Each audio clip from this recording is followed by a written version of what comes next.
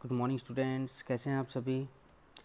मैं रोहित सर आज आपको एनसीईआरटी इंटेक्स क्वेश्चन कराऊंगा और वो भी चैप्टर है हमारा इम्प्रूवमेंट इन फूड रिसोर्सेज के। इससे पहले मैं आपको बता दूं कि हमने cell, tissue, diversity in living organisms और लास्ट जो ये चैप्टर है हमारा इम्प्रूवमेंट इन फूड रिसोर्सेज, इसके एनसीईआरटी के इंटेक्स क्वेश्चन आपको समझाए जा रहे हैं। तो चलिए एक एक करके जो क्वेश्चन हैं वो हम कवर करेंगे और कल हम इसकी एक्सरसाइज के क्वेश्चन करेंगे। पहला क्वेश्चन है आपकी स्क्रीन पर है बेटा, which method is commonly use for improving cattle breeds and why. कौन सा मेथड, किस मेथड की सहायता से हम कैटल ब्रीड को क्या कर सकते हैं, इम्प्रूव कर सकते हैं और क्यों करें और क्या कारण है कि हम इनको इम्प्रूव करें, इसके बारे में भी हमें आपको बताना है। तो चलिए अब हम बता देते हैं आपको। जो कैटल फार्मिंग है, नॉर्मली अगर देखें तो कैटल ब्रीड्स को इम्प्रूव करने के लिए यूज़ किया जाता है।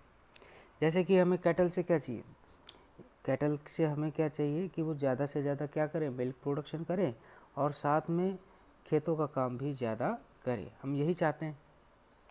जो डेयरी एनिमल फीमेल्स हैं are use for obtaining milk and draught animals are engaged in agriculture fields for labor work such as carting, irrigation, tilling। तो अब ध्यान से सुनिएगा कि देखिए, डेयरी मिल्क को और ड्रॉट एनिमल्स को आपस में हम क्या कराएंगे, क्रॉस कराएंगे। तो क्रॉस ब्रीडिंग जब कराएंगे तो दोनों वैरायटीज़ कैटल की न्यू वन के अंदर क्या है, आ जाएंगी। तो एक एग्जांपल के फॉर्म में मैं आपको बताऊं, अगर मान लीजिए फॉरेन ब्रीड जैसे कि जर्सी, ब्राउन, स्विस, इनका लैक्टेशन पीरियड ज़्यादा होता है, अगर हम इनको इंडियन ब्रीड के साथ अगर क्रॉस कराते हैं जैसे रेड सिंधी, साहिवाल, तो इससे क्या होगा, इससे बिल्कुल हाई क्वालिटी के नए ब्रीड्स क्या है, प्रोड्यूस होंगे। तो इस प्रकार से हम क्या करते हैं बच्चों कि जो नए जो यंग वंस हैं उनके अंदर ऐसे इम्प्रूवमेंट हम लेकर आते हैं। तो जैसे ही वो इम्प्रूव होंगे तो क्या होगा, दूध भी ज़्यादा मिलेगा हमें और साथ में खेतों में भी वो ज़्यादा काम करेंगे। चलिए नेक्स्ट क्वेश्चन है हमारे पास, discuss the implication of the following statement. नीचे एक स्टेटमेंट दी गई है, इसको आपको इम्प्लीकेट करना है। It is interesting to note that poultry is India's most efficient converter of low fibre food stuff into highly nutritious animal protein food. मतलब ये इंटरेस्ट करने वाली बात है कि जो इंडिया की जो पोल्ट्री जो फार्म हैं वो बहुत ही ज़्यादा कारगर साबित हो रही है, क्योंकि वो लो फाइबर फूड स्टफ को highly nutritious animal protein food में क्या कर रहे हैं, कन्वर्ट कर रहे हैं। तो इसके बारे में आपको स्टेटमेंट देनी है। तो अगर इंडिया के पोल्ट्री फार्म की अगर हम बात करें तो उसको हम मोस्ट एफिशिएंट कन्वर्टर क्यों कहते हैं, क्योंकि वो लो फाइबर फूड स्टफ को highly nutritious animal protein food में क्या करते हैं, कन्वर्ट करते हैं। तो in poultry farming domestic fowls are raise to produced eggs. Poultry farming में देखें तो जो डोमेस्टिक फॉल्स हैं वो क्या करती हैं, एग प्रोड्यूस करती हैं और चिकन प्रोड्यूस करती हैं। वहीं अगर हम देखें for this the fowls are given animal feeds in the form of roughage, और जो बचा हुआ जो पार्ट होता है फॉल्स, वो क्या किया जाता है, एनिमल्स को खिलाने के लिए उसका उपयोग किया जाता है। Which mainly consist of fibres, इसके अंदर बहुत ज़्यादा मात्रा में क्या होते हैं, फाइबर्स होते हैं। तो इसी प्रकार से जो दस by feeding animals A fibre rich diet, तो जो एनिमल खा रहा है वो क्या कर रहा है, फाइबर रिच डाइट, और फाइबर का काम क्या होता है, फूड को डाइजेस्ट करना प्रॉपर तरीके से। तो पोल्ट्री फार्म में क्या है, हाईली न्यूट्रिटियस फूड क्या है, वो एग और चिकन के फॉर्म में हमें क्या होता है, प्राप्त होता है। तो ये चीज़ें ये ध्यान रखनी। नेक्स्ट है क्वेश्चन बच्चों हमारे पास है, what management practices are common in dairy and poultry farming. कौन कौन से मैनेजमेंट प्रैक्टिसेस किए जाते हैं डेयरी और पोल्ट्री फार्मिंग में। तो सबसे कॉमन है प्रॉपर शेल्टर, मतलब भाई रहने का, जहाँ पर ये रहेंगे जीव जंतु, तो भाई वहाँ का इलाका बिल्कुल साफ़ सुथरा होना चाहिए और रेगुलर क्लीनिंग होनी चाहिए ताकि कोई बीमारी उनको ना हो। दूसरा हाइजेनिक कंडीशन, साफ़ पानी और अच्छा खाना इनको क्या है प्रोवाइड करना चाहिए। थर्ड, एनिमल्स को क्या है जब जितना ज़्यादा स्पेसिस होगा उतना बढ़िया है, स्पेशियस, एरी और वेंटिलेटेड प्लेसेस में रखना चाहिए। और अगला क्या है कि भाई प्रिवेंशन करना है, रोकथाम भी करनी है, डिजीज से क्योर भी करना है सही टाइम पे। अगर ऐसा नहीं करेंगे तो क्या होगा, सभी जो पोल्ट्री फार्मिंग में जो एनिमल्स हैं वो बीमार पड़ सकते हैं। तो इसलिए टाइम पे हमें क्या करना है, प्रिवेंशन करना है और बीमारियों से उनको बचा कर रखना है। तो इस कारण ये हैं मैनेजमेंट प्रैक्टिसेस जिसके सहायता से हम डेयरी और पोल्ट्री फार्मिंग में प्रोडक्शन क्या करवाते हैं बच्चों, ज़्यादा से ज़्यादा प्राप्त करवाते हैं। अगला क्वेश्चन है हमारे पास, what are the differences between broilers and layers and in their management. पहले तो आपको ब्रॉयलर और लेयर के बीच में डिफरेंस बताना है और उनको कैसे मैनेज किया जाता है ये भी बताना है। तो लेयर का मतलब होता है एग प्रोडक्शन, लेयर्स का मतलब क्या होता है बच्चों, एग की प्रोडक्शन करना। और वहीं ब्रॉयलर की अगर हम बात करें तो ये क्या होता है, ये पोल्ट्री मीट। तो न्यूट्रिशनल, एनवायरमेंटल और जो हाउसिंग जो कंडीशन है ब्रॉयलर्स की वो डिफरेंट होती है इससे, लेयर से। जो एग लेइंग होते हैं उनसे क्या होती है, अलग होती है। जो ब्रॉयलर जो चिकन है इनकी प्रॉपर ग्रोथ के लिए हम क्या करते हैं, विटामिन रिच सप्लीमेंट प्रोवाइड कराते हैं, जैसे विटामिन ए, विटामिन के।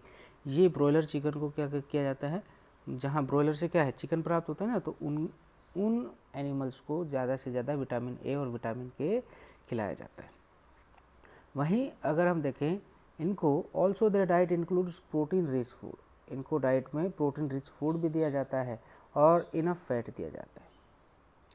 They also require extra care, इनको ज़्यादा एक्स्ट्रा केयर की आवश्यकता होती है, मेंटेनेंस की आवश्यकता होती है ताकि इनका सर्वाइवल रेट क्या हो सके, बढ़ सके as comparison to the egg layers. तो ये चीज़ें क्या हैं आपको याद करनी। नेक्स्ट है, how are fish obtained, fish कैसे प्राप्त करते हैं। दो तरीके हैं, कैप्चर फिशिंग और कल्चर फिशरी। कैप्चर फिशरिंग का मतलब क्या है, कैप्चर फिशिंग का मतलब है कि भाई हम नेचुरल रिसोर्सेज से अगर हम फिश प्राप्त करते हैं तो that is a capture fishing. और वहीं कल्चर फिशरी की बात करें तो हम प्रैक्टिस करते हैं, मतलब खेती करते हैं एक प्रकार से फिशेस की। तो इसमें फ्रेश वाटर इकोसिस्टम की आवश्यकता होती है और मेराइन इकोसिस्टम, दोनों तरीके के इकोसिस्टम से हम क्या करते हैं, डिफरेंट काइंड की जो फिशेज है वो हम प्राप्त कर सकते हैं। What are the advantages of composite fish culture, composite fish culture के एडवांटेजेस क्या क्या है। तो आपको बता दें कि जो एडवांटेज हैं कंपोजिट फिश कल्चर के, इससे क्या है कि भाई फिश की जो तादाद है वो क्या है, बढ़ेगी। कंपोजिट फिश कल्चर में लगभग 5 से 6 डिफरेंट टाइप के जो स्पीसीज है उनको एक साथ क्या किया जाता है, सिंगल फिश पॉन्ड में ग्रो कराया जाता है। आपने देखा होगा जो फिशेज हैं उनका क्या होता है, different food habits and chosen so they do not compete for food among themselves. मतलब फिशेज का खाने का तरीका क्या होता है, अलग अलग होता है। डिफरेंट टाइप की जो फिशेज हैं उनका अलग अलग तरीके से खाना होता है, मतलब वो खाना खाते हैं। कुछ बॉटम पे रहती हैं और कुछ बिल्कुल सरफेस पे रहती हैं, कुछ मिडल पे रहती हैं। तो इस प्रकार से आपस में कंपटीशन नहीं करती हैं किसी की खाने की। तो ये इंश्योर करता है कि जो कंप्लीट यूटिलाइजेशन है जो फूड रिसोर्सेज का पॉन्ड में प्राप्त रहे। तो इस तरीके से जो सर्वाइवल रेट है फिश का वो बढ़ जाता है और इनकी जो तादाद है वो बढ़नी स्टार्ट हो जाती है। तो इसीलिए हम एक ही पॉन्ड में क्या कर सकते हैं, डिफरेंट वैरायटीज़ की फिशेस को प्रोड्यूस करा सकते हैं। अगला क्वेश्चन है, what are the desirable characters of bee varieties suitable for honey production. देखिए अगर हम डिजायरेबल कैरेक्टर की बात करें बी वैरायटीज़ की, तो उससे हनी प्रोडक्शन में क्या प्रभाव पड़ेगा, एक तो हाई क्वालिटी का हनी हमें प्राप्त होगा, दूसरा ये ज़्यादा काटेंगी नहीं, तीसरा कि ये लंबे समय तक मधुमक्खी के छत्ते में बने रहेंगे और प्रॉपर तरीके से क्या है ये अपनी ब्रीडिंग करते रहेंगे। तो ये फ़ायदा हमें यहाँ से होगा। लास्ट क्वेश्चन है आज के लिए कि what is pasturage and how is it related to honey production. Pasturage क्या है और इसका हनी प्रोडक्शन से क्या लेना देना है। तो पास्चुरेज क्या है, एक प्रकार से availability of blowers from which बीज कलेक्ट नेक्टर एंड पोलन। मतलब इससे क्या है कि भाई ब्लोअर्स की अवेलेबिलिटी होना, ताकि जो मधुमक्खियाँ हैं नेक्टर और पोलन उनको क्या हो सके, प्राप्त हो सके। It is related to the production of honey, ये बिलोंग करता है किससे, हनी की प्रोडक्शन से, क्योंकि इससे क्या है हनी का टेस्ट और क्वालिटी क्या किया जाता है, डिटरमाइन किया जाता है। तो इसीलिए कहा जाता है कि it is pasteurise and it is related to the honey production. तो बेटा यहाँ तक ये जो क्वेश्चन है कम से कम 2 या 3 बार देखेंगे आप, और इनको अपनी फेयर नोटबुक में लिखेंगे। अगर नहीं लिखा है तो, और लिखा है तो आप इसको केवल रिवाइज करेंगे। तो होपफुली आपको समझ में आ गया होगा। आपसे कल फिर मुलाकात होगी एक्सरसाइज क्वेश्चन के साथ। चलिए आप सभी को बहुत बहुत नमस्कार।